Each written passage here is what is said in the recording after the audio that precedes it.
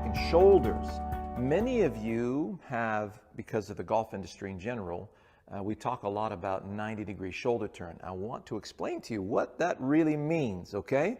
So we got Scully here, and we're going to zoom in here on her shoulder, and you notice here's your scapula, sits on top of the rib cage. Here's your clavicle. So what the shoulder is a support system to support the arm. So notice the ball socket, the head of the humerus right here, plugs in right there. Now, this is where you have range of motion. You got 360 degrees of range through the ball socket. But in actual fact, the shoulder only has 20 degrees of range. That's it. So now consider that you have here's your pelvis and rib cage. Here are your facet joints. So you notice how you've got these built-in stoppers to prevent the vertebrae from twisting. So that means this. Let's have a look. Now, we talked about shoulders only having 20 degrees of range.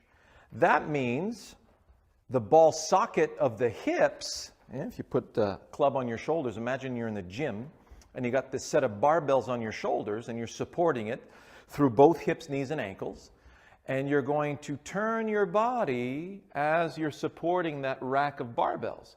So notice it appears that I have 90-degree shoulder turn, where in actual fact, it's my pelvis and rib cage turning on top of my legs and hips. I still have nice support through both hips, knees, and ankles. So this would be a Bubba Watson backswing, or a Jack Nicklaus backswing, or a Bobby Jones backswing, which is a really good backswing, by the way. So this is full support. So for those of you who are no longer spring chickens, well, this is really the way that you want to take your backswing. So the shoulders actually don't do anything. They just support. They're sitting on top of the rib cage. Now, I said 20 degrees, right? Well, now take your grip. Notice now that 20 degrees is down to about a 5 as a buffer in case you do, make a wrong move. So now let's look at how this is supposed to work. So the arms can swing. I got 360 degrees of range of motion. Useless if my body's in the way, so the rib cage can't be in the way. So you bend forward, let the arms hang. Here's the arm falling in front of you. So I'm going to let the arm fall in front of me, and I'm not going to let it hit my body. Notice how my brain says, hey, I need to go get the ground, use the ground so we can move the pelvis and rib cage out of the way so that my arm can swing freely this way.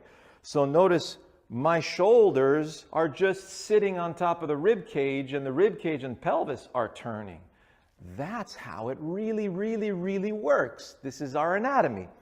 So you take your grip. Don't let your left arm hit you going back. Don't let your right arm hit you coming through. Out of the way, out of the way. And now we have a full, quote unquote, shoulder turn.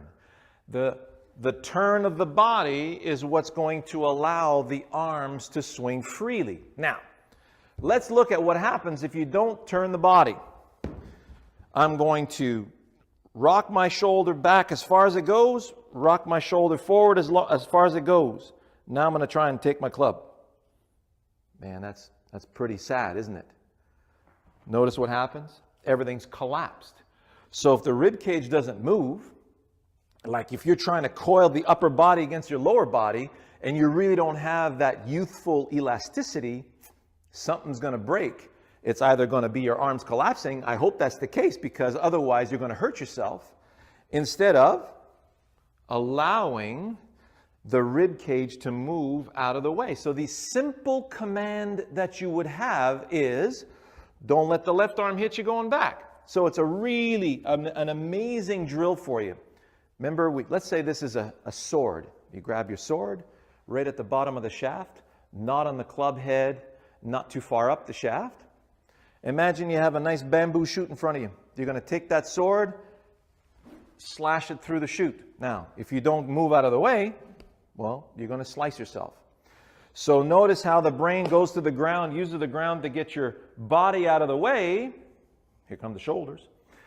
Release. Now, do it with the lead hand this time.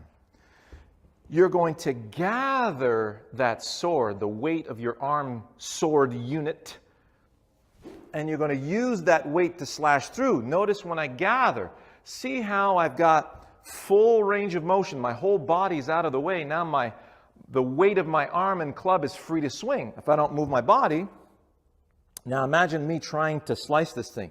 If I do with just my arm, I'm going to wreck my arm. If I do it with my body, now I'm doing something like this.